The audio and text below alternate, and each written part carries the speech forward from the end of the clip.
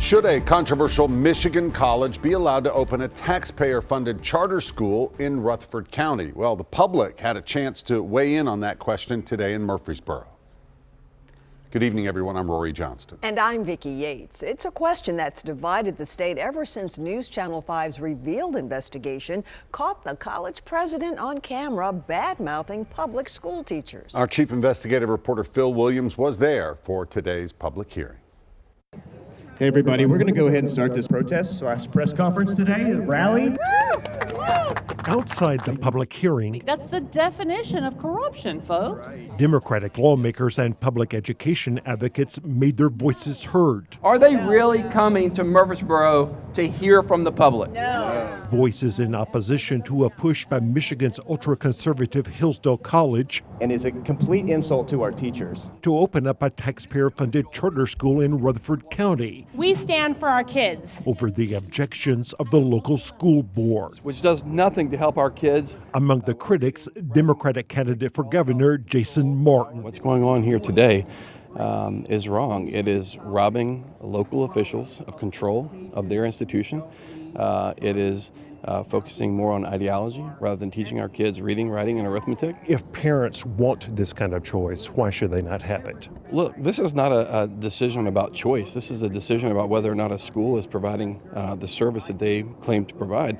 It is not the job of the commission to be concerned about the words of politicians who are seeking office or trying to score political points by using kids as pawns in a chess game.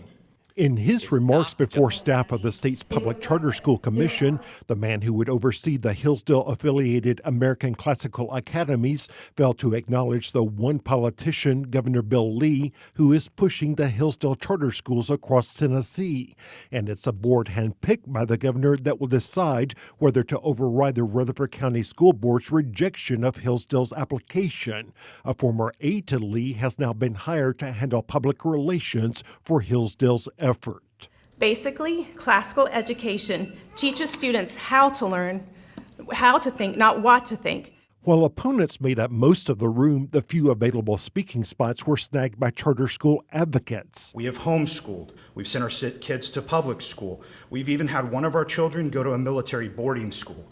Parents who say traditional public schools do not meet the needs of their children. Frankly, the audacity of a school district that is failing the majority of its students to deny an alternative to that failure is insulting to me as a parent. Teachers are trained in the dumbest parts of the dumbest colleges in the country. All of this comes against the backdrop of controversial comments about teachers by the president of Hillsdale College at a reception with Governor Lee. The comments that were made were problematic in the operation of our district in terms of both our district's mission and our support as Rutherford County Schools for our teachers. They're messing with people's children, and they feel entitled to do anything to them.